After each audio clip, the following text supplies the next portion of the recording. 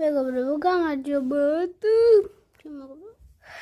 ბოდა ეხლა არ მითხრათ რომ გოგო ხარო, რა გჭირს ხა ვიკითხარო და მე ვიკეთებ ჩხილებს დიცოთ მოტოს ეს უკვე აღარ მექნება ოღონდ ყალბს შპილკებს არა ყალბს ის გავიკეთებ და დაგიბრუნდები ჩემს ჩხილებს ესე ნუ დამიყენ.